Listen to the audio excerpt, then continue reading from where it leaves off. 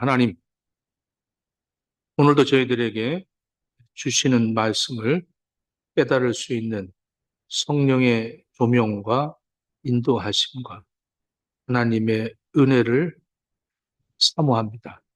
말씀하십시오. 저희들이 듣고 순종하겠습니다. 예수님 이름으로 기도합니다. 아멘.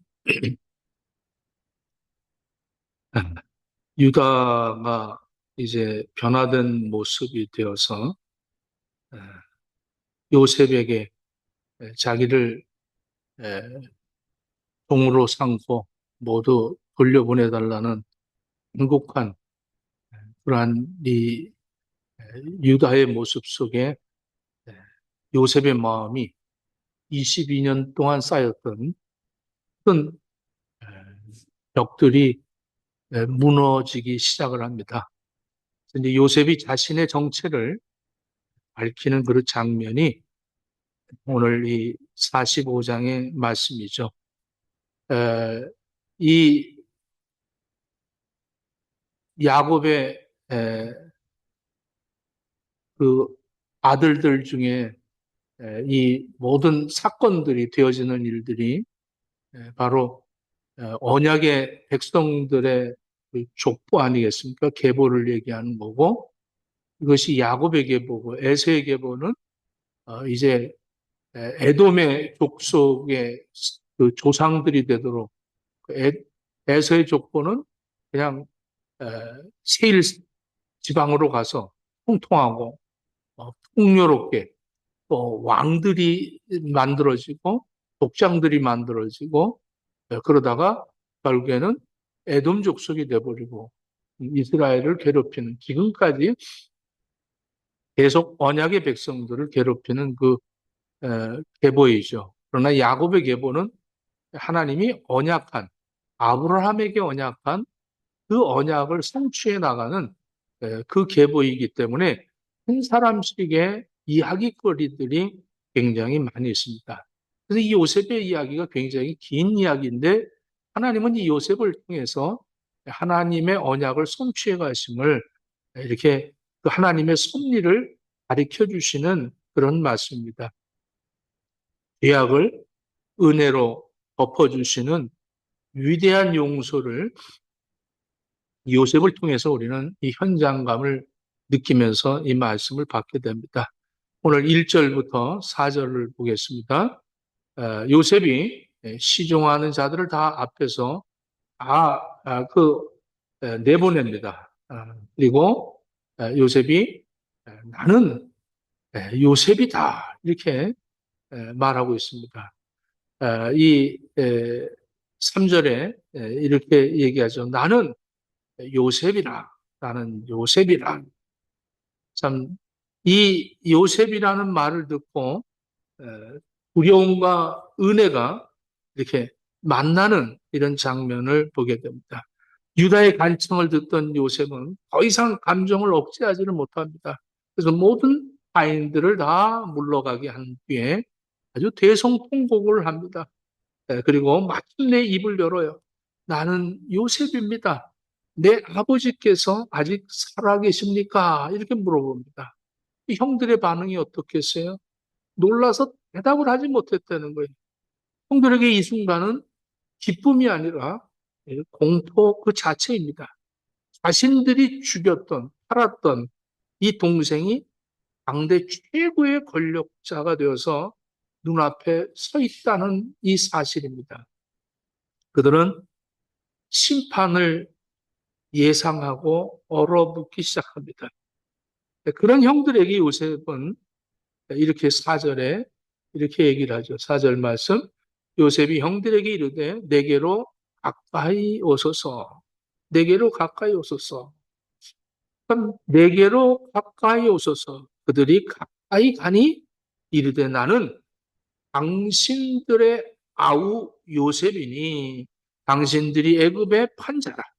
당신들이 나를 이곳에 팔았다고 해서 근심하지 마소서. 한탄하지 마소서. 하나님이 생명을 구하시려고 나를 당신들보다 먼저 보내셨나이다. 내게로 가까이 오시오. 이건 물리적인 거리를 좁히려고 하는 말이 아닙니다. 용서를 선포하고 관계를 회복하자는 이야기죠. 우리를 부르시는 예수 그리스도도 우리를 초청하는 것이 미리 이 요셉과 형들의 이 만남을 통해서 하나님이 예수 그리스도를 보내셔서 우리를 그 부르시는 이 초청은 우리를 심판하려고 하는 것이 아니라 우리의 모든 죄를 다 용서하시고 관계를 회복하시기 위한 초청이죠.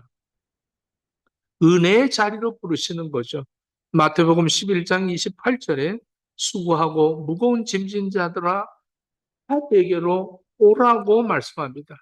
요셉의 초청이 형들의 죽을 죄를 덮어주고 용서해주는 초청이듯이 예수님도 우리를 죽을 수밖에 없는 죄인이지만 우리를 의롭다 하게 하기 위하여 예수님이 우리를 은혜로 부르시는 것입니다. 그래서 주님을 만난 사람들은 이 은혜를 체험하게 되죠. 요셉은 너무 많은 상처를 입은 사람입니다. 나는 당신들의 아우 요셉이니 당신들이 애굽의 판잔이라 이렇게 4절에 말하고 있습니다. 나는 너희들에 의해서 나는 상처가 너무 많은 사람이다. 나는 너희들이 팔아버린 아우다. 자신의 상처를 숨기지 않고 이야기합니다. 형들이 팔아넘긴 그 아픔, 회색 옷을 찢고 노예복을 입혔던 그 고통, 이런 것들을 요셉은 기억하고 있는 거죠. 형들을 정죄하기 위해서 그런 것이 아닙니다. 내가 바로 그 요셉입니다. 그 정체성을 밝히고 관계를 회복하기 위한 것이죠. 그 상처를 요셉은 상처를 사명으로 해석하고 있습니다.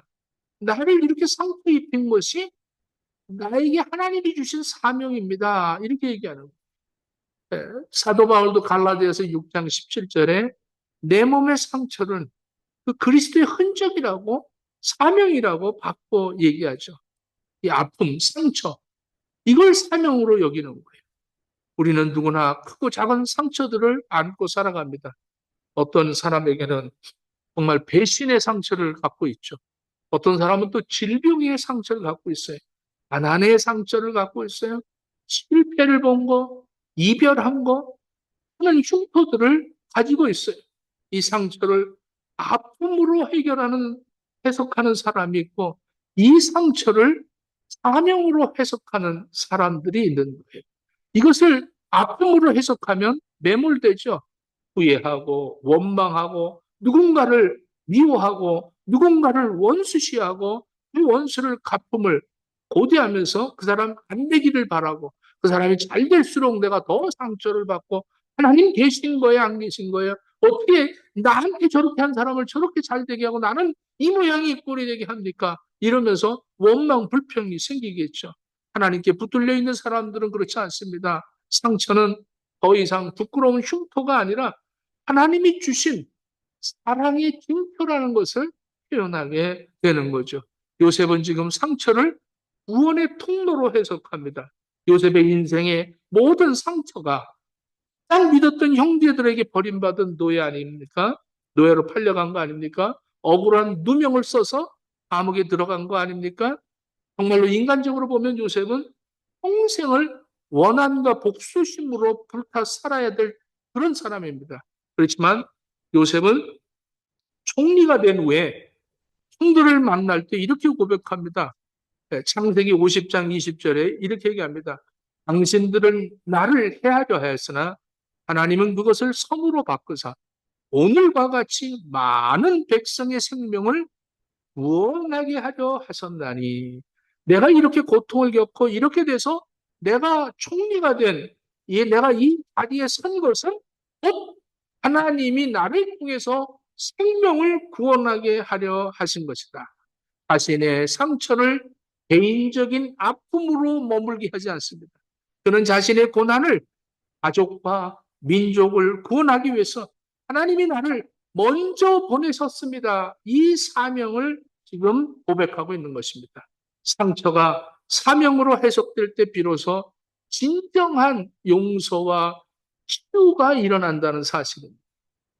오늘 이 상처, 오늘 이 제목을 시티그마라고 했습니다. 이 시티그마라는 것이 찌르다, 이것이 상처를 입히는 겁니다. 어떤 뭔가 문신을 새기듯이 상처를 주는 거죠. 고대 사회에서 이 시티주라는 이 단어가 주로 어디에 사용하냐면 노예를 소유하고 있는 소유주가 포시할 때에 이 낙인을 찍을 때에 이 사람은 나의 소유물이다 하고 그 상처를 찍어 놓는 것이죠. 또 군대에서 군인들에게 특정한 어떠한 그런 일을 하는 부대에게는 충성을 맹세하기 위해서 이러한 이 스티그마라는 이런 흔적을 이렇게 표적을 만들어 줍니다. 예수님도 흔적을 갖고 계셨어요. 부활하신 예수님은 영광의 몸을 갖고 부활하셨죠. 그럼에도 불구하고 예수님은 손과 옆구리에 십자가의 상처를 그대로 가지고 부활하셨습니다.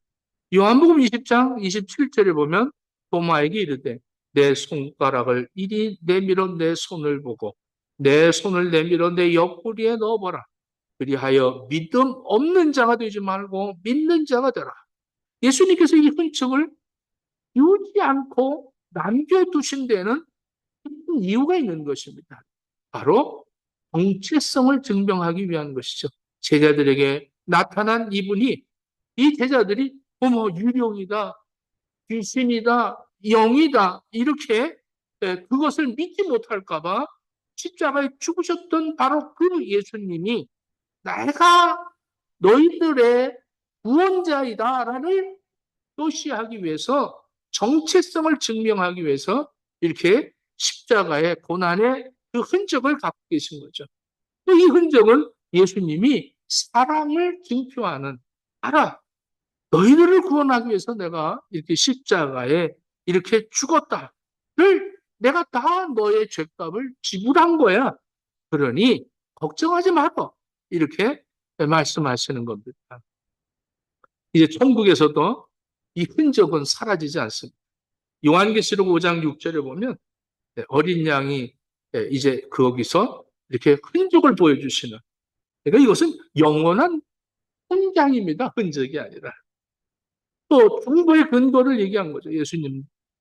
지금도 하나님 보좌 우편에서 우리를 위해서 손과 옆구리의 상처를 하나님 아버지에게 이렇게 내가 저 의경이 위해서 내가 이렇게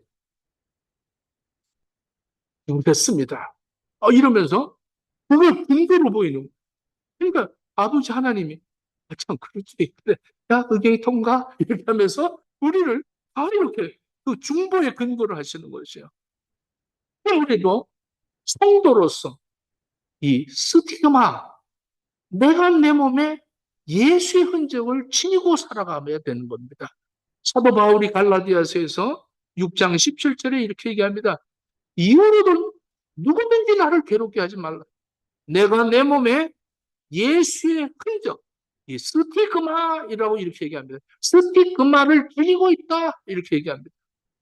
바울이 말한 이 스티그마는 예수님을 전하다가 매맞은 흔적들, 돌에 맞은 상처들, 옥에 갇혔던 고난의 육체의 흉터들을 의미하는 것입니다. 하지만 영적으로는 더 깊은 뜻을 가지고 있어요. 나는 예수님을 소유했다는 거죠. 이 흔적은 예수님 때문에 그래서 나는 예수 그리스도의 종이다. 스티그마, 이 흔적을 갖고 나는 예수 그리스도의 종이다. 이런 흔적을 여러분들 갖고 있어야 됩니다. 할렐루야. 나는 예수님 때문에 이런 고난의 흔적을 갖고 있다는 것은 내가 십자가와 연합되어졌다는 것입니다. 예수님이 부활하신 후에 상처를 가지셨듯이 바울 역시 그리스도의 남은 고난을 자신의 육체로 채우면서 주님과 연합된 삶을 살아드렸다는 것입니다. 오늘날 우리의 스티그마, 예수님이 상처를 지니신 채로 부활하셨던 것처럼 우리가 주님을 위해서 받은 상처, 헌신, 이거 헛된 것 아닙니다. 이건 영원스럽게 변함없이 하나님 앞에서 우리가 드러낼 수 있다는 사실입니다. 눈에 보이는 그런 것들 아니에요. 예수님 때문에 참아내었던 인내의 흔적을 여러분들 천국에서 드러나게 됩니다. 복음을 위해서 포기한 세상의 기득권들, 이웃을 섬기다가 자기도 모르게 받았던 여러 가지 상처들, 이것들이야말로 마지막 날 주님 앞에 섰을 때 우리가 주님의 소유임을 증명할 영광스러운 예수의 흔적, 스티그마라는 것입니다. 우리의 상처를 사명으로 꽃피우시기를 축원합니다. 사도 바울은 자신의 화려한 학벌이나 가문을 내세우지 않고 대신 자신의 몸에 남은 상처를 보여줍니다. 그 상처는 복음을 전하다가 매맞고 오래 맞고 갇힌 그 생겨난 흉터들 아닙니까?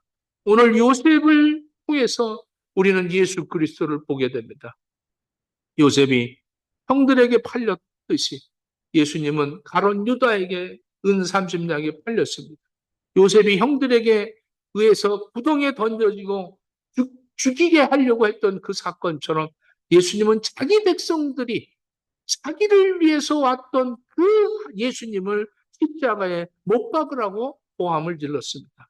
부활하신 예수님께서 제자들에게 나타났을 때에도 예수님은 그 못자국 손 그리고 창에 찔린 옆구리를 보여주십니다. 그리고 이리 와서 보아라 이렇게 말합니다. 요셉은 모든 상처를 가지고 형들을 이리 가까이 오라고 얘기합니다. 상처가 형들을 살리는 구원의 통로가 되었다는 것을 보여주는 것이죠. 내가 이렇게 고난받은 것은 다 당신들을 구원하기 위한 하나님의 뜻입니다. 이렇게 요셉은 선포하고 있듯이 여러분 예수님의 상처는 바로 나를 구원하시기 위해서 십자가에 죽으신 그 능력의 상처인 것입니다. 이사야서 53장 5절에 그가 채찍에 맞음으로 우리는 나음을 받았도다. 주님은 상처 입은 치유자로서 우리를 가까이 오라고 품고 계십니다. 하나님이 요셉을 이렇게 상처를 주신 이 고난을 주신 그 역경을 감당케 하신 것은 생명을 보존하게 하기 위함이라고 말씀하고 있습니다. 하나님이 생명을 구원하시려고 당신들보다 나를 먼저 보내셨습니다. 지금 이제 6년이 2년 지났는데 앞으로도 5년이나 남았습니다. 5년이나 이거 견딜 수 없습니다. 이제는 수술을 할 수 없는 5년이 남아 있어요. 그러니 가서 아버지를 모시고 다 올라오시오. 올라와서 내가 아버지를 긍량하겠습니다. 참 복수하고 싶은 그런 순간에 요셉은 그걸 그렇게 해석하지 않았어요. 우리는 참 받은 상처 또 홧김에 한번 해볼까? 나도 정말 참고 참았는데 우리 한국 사람들은 참는 거를 합성으로 바꿔버립니다. 그래서 여자들 뭐 한 50대면 뭐가 있다고 그러죠? 갱년기가 있대요. 그래서 갱년기가 되면 그 화병이라고 그래요. 그걸 화병이라고. 그래서 미국에서도 남편을 이렇게 칼로 찔러갖고 걸렸는데 아내가 그 갱년기 때 그 증상이라고 그래서 어, 일어났다고 그래요. 그러니까 갱년기 걸린 여자들은 칼로 찔러도 된다. 이렇게 해석하면 안 되고 그렇게 그걸 참지 못한다는 거죠. 화가. 왜냐하면 쭉 참고 살다가 갱년기를 통해서 그게 화로 이렇게 나타난다는 거죠. 이게 병도 그런데 요셉은 이 얼마나 20년이라는 긴 세월을 이렇게 고통을 겪다가 그 만난 그 형들을 가만둘 수 있겠냐고. 이걸 어떻게 해석할 수 있냐고. 이거는 하나님의 은혜 아니면 해석할 수가 없는. 요셉은 그걸 알았어요. 나를 통하여 하나님이 생명을 구원하시는구나. 이거를 깨달았다는 거예요. 여러분들 힘드십니까? 어려움을 겪습니까? 에? 내가 왜 고통을 겪습니까? 거기에 하나님의 한 뜻이 있다는 거예요. 나를 통해서 뭔가 하실 일이 있으시구나. 아니, 그냥 죽으면 될 텐데, 그래도 살려두시고 고통을 주시는 이유가 있을 거 아니겠어요? 그 고통을 주냐고 그러면 너 왜 사니? 사는 이유가 있기 때문에 고통이 있는 요셉에게 가까이 가는 것이 흉년에서 사는 길이라는 거죠. 우리는 예수님께 가까이 가는 것만이 영원한 죽음에서 생명을 얻는 유일한 길이라는 것을 여러분들 깨닫기를 축원합니다. 5년이나 남았어요. 먹을 게 없습니다.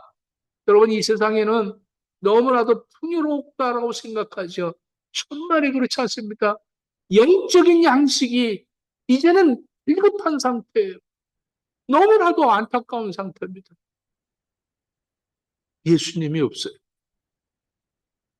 예수님을 전해야 될 그 장소에 예수님은 없고 다른 것으로 풍성하고 통통하고 성공적인 것, 이 에서의 계보를 따라가는 그런 시대에 우리 행복의 식구들이요.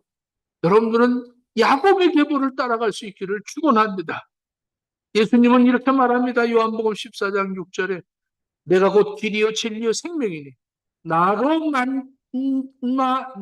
말미암지 않고는 아버지께로 올 자가 없다. 예수님 아니고는 아버지에게로 갈 수가 없다. 내게로 가까이 오라. 지금 요셉을 통하지 않고는 이 이스라엘의 민족들은 구원을 받을 길이 없어요. 앞으로도 5년이라는 긴 장시간을 먹을 것, 입을 것, 마실 것에 고통을 겪어야 되는 그런 가운데 요셉만이 유일한 길이라는 거예요.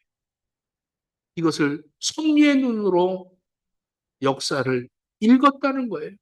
그래서 요셉은 이렇게 얘기합니다. 당신들이 아니라 하나님이라 이렇게 얘기합니다. 나를 여기 오게 내가 이렇게 쓴 게 당신들이 아니라 하나님이 썼다. 이 보내다라는 것을 5절, 7절, 8절에 반복합니다. 샬라흐라고 합니다. 히브리어로 샬라흐. 보내다. 그러니까 이 파송을 했다는 거예요. 파송했다. 하나님이 나를 이곳으로 파송하고 하나님이 나를 여기다 세웠고 하나님이 너희들을 위해서 나를 여기다 세워놨다. 이걸 반복해서 등장시킵니다. 이렇게 요셉은 당신들은 나를 팔았고 마켓했다는 거죠. 팔았고 인간의 죄를 명확하게 지적하죠. 그리고 5절에는 하나님으로 바꿔버립니다. 모든 걸 하나님으로 바꿔. 당신들은 판 인간들이지만 하나님이 보내신 것이다. 하나님의 주권을 철저하게 지금 입증시켜주는 것이죠. 인간의 악한 의도조차도 하나님은 거대한 구원의 계획으로 이끄시는 도구로 사용하셨다는 것입니다. 고난에는 목적이 있어요. 고난은 생명을 보존하는 것입니다. 생명을 구원하시는 겁니다. 세상에 그것을 구원의 그 차선을 통하여 메시아 예수 그리스도를 이 땅에 보내시기 위하여 하나님은 이스라엘 계보를 이렇게 이어나가고 계시다는 사실입니다. 당신들 남은 자, 당신들의 후손들 남은 자, 남은 자를 위해 7절에 이렇게 얘기하죠. 7절 말씀 봅시다. 7절, 7절. 하나님이 큰 구원으로 당신들의 생명을 보존하고 당신들의 후손을 세상에 두시려고 나를 당신들보다 먼저 보내셨나니 하나님이 하셨다는 거예요. 하나님이 어떻게? 후, 당신들의 후손들, 이건 남아있는 자들을 얘기해요. 아주 작은 남아있는 자들이죠. 남은 자들, 당신의 후손들, 후손은 자녀들을 의미하는 것 넘어서 메시아의 계보를 얘기하는 거예요. 이제 남은 자들, 그를 통해서 예수 그리스도가 온다. 하나님은 아브라함에게 주신 언약을 지키기 위해서 요셉을 먼저 보내어 흉년 속에서도 거룩한 씨가 멸절되지 않도록 보존하신 것입니다. 요셉의 고난은 예수 그리스도의 오심을 준비하는 과정이었어요. 내가 아프고 내가 고통스럽고 내가 힘들고 어렵고 상처받은 이 모든 것들이 다 나를 통하여 예수 그리스도를 전하게 하시는 이 통로가 되게 하시는구나. 이거를 깨닫는 순간부터 여러분들이 사명자가 되는 거예요. 할렐루야. 그런데 우리는 그 고통을 모면하기 위해서 거기서 좀 더 회복되기 위하여서 나 잘되기 위하여서 하나님 앞에 그렇게 사는 사람들은 항상 이웃이 없어요. 가족이 없어요. 이만을 위한 거예요.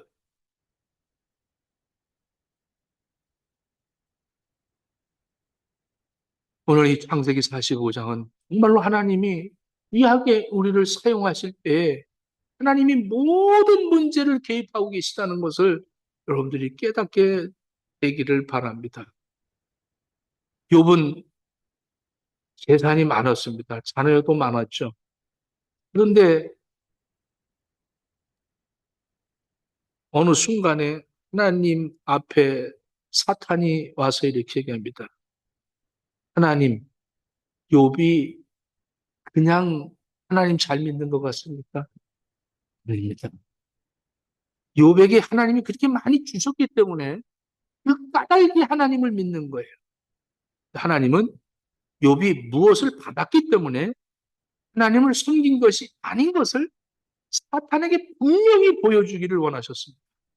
하나님은 고난을 통해서 보이지 않는 것이 보이는 것보다 더 큰 것이라는 것을 그것을 명확하게 욥을 통해서 우리에게 전달해 주셨죠. 우리의 신앙은 두 가지 단계가 있어요. 하나는 때문에 신앙하는 사람들이 있어요.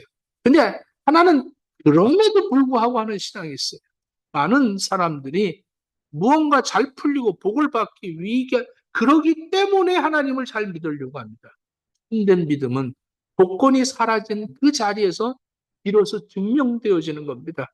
내가 모든 것이 다 없어졌을 때 내 믿음이 거기에서 증명되어지는 것이죠. 조건에 매이면 연약하게 됩니다. 사탄은 욥을 참소하고 이렇게 말하죠.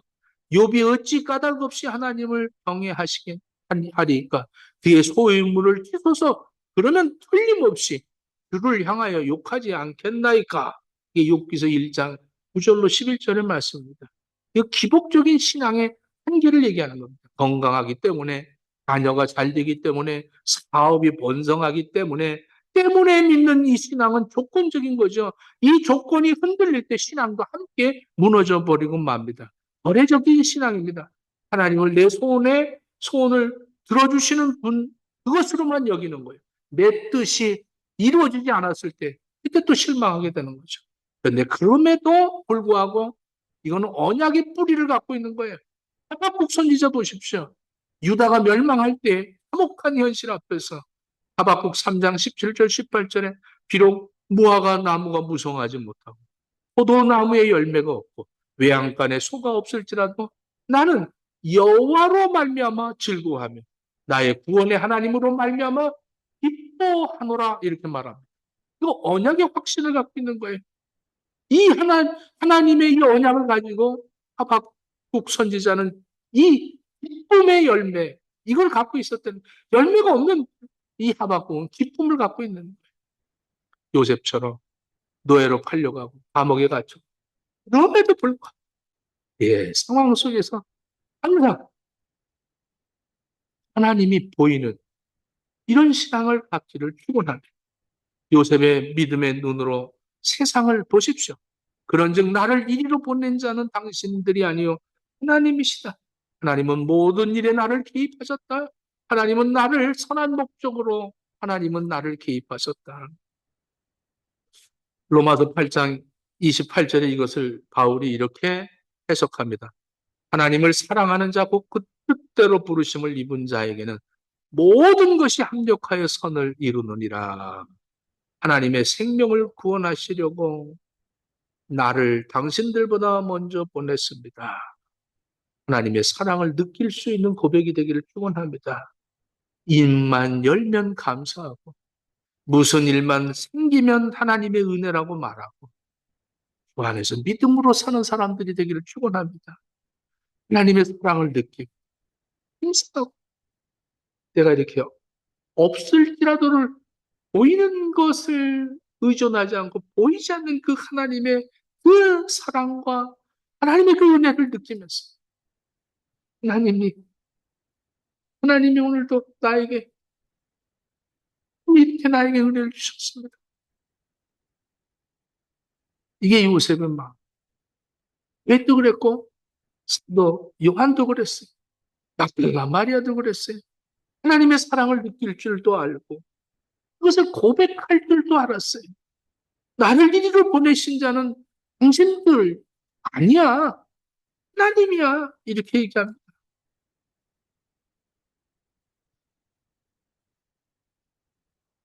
자신의 피해, 자신의 인생을 피해자로 끝내지 않은 이 요셉. 자신을 피해자, 나는 실패자로 끝난 것이 아니라 나는 사명자라고 완성하는 이 요셉을 보십시오. 이게 바로 하나님이 보내셨습니다. 입 맞추고 회복하고 오늘 이 15절에 이렇게 얘기합니다. 우리 15절 말씀 좀 띄워주세요. 요셉이 또 형들과 입 맞추며 안고 우니 형들이 그제서야 요셉과 말하니라. 이렇게 됩니다. 참 감동적이죠. 베냐민 안고 엉엉 울던 그 요셉 형들 하나하나를 입을 맞추고 참 구덩이에 던졌던 원수 같은 형들. 그 후에야 형들이 요셉과 말했다. 어떤 것이 용서받았다는 이 확신이 생길 때 우리는 감사 찬송이 나와요. 진정한 이런 것이 우리의 신앙의 내 입에서 하나님을 찬양하는 거 아니겠어요? 우리는 너무 오늘 제가 그림을 하나 보내드렸죠. 그 양을 잡을 때 양들이 모바일폰 갖고 다 사진을 찍어요. 확인하는 거예요. 그리고 입증하려고 그러고 이렇게 죽였다, 이렇게 했댔다, 이렇게 아프게 죽었구나 이런 것을 설명하고 아주 증거물을 남기려고 모바일폰을 확인해서 그 찍는 그 모습을 볼 때 우리는 예수님이 죽으신 거, 예수님이 왜 죽으신 거 모든 걸 분석하고 해석하고 아주 명확하게 그것을 입증하려고만 하지. 그 예수 그리스도를 찬양하는 그분이 나를 위해서 죽으시는구나를 이것을 입증할 수 있는 믿음은 오직 그것은 찬양과 감사와 예배라는 사실입니다. 여러분들의 삶 속에 오늘 요셉이 내가 지금 이 애굽의 둘째 지도자이기 때문에 모든 걸 할 수 있는 그 자리가 하나님이 세우셨습니다. 왜? 잘 먹고 잘 살라고? 행복하라고? 아니다. 나를 세운 것은 하나님이 너희들의 생명을 구원하고 너희들을 통하여 예수 그리스도를 이 땅에 오시게 하기 위한 하나님의 섭리라는 것을 당당하게 선포하는 우리 모든 믿음의 삶을 살게 되기를 예수님 이름으로 축원합니다. 기도하겠습니다. 하나님, 십자가를 통해 인류를 구원하신 그 스티그마, 그 상처를 우리도 가지고 내 아픔이 바로 하나님의 언약을 성취해 나가는데 쓰임 받는다는 사실이고 내가 하나님의 종이고 하나님을 증거하는 사명자임을 저들이 깨닫게 하시고 이 땅을 살아가는 동안에 보이는 것 그것이 사라질 때 낙심하고 좌절하는 것이 아니라 보이는 것이 없어졌을 때 내 믿음이 나타나고 하나님의 은혜와 사랑을 체험할 수 있는 신앙인들로 삼아 주시옵소서. 예수님 이름으로 기도합니다. 아멘. 찬송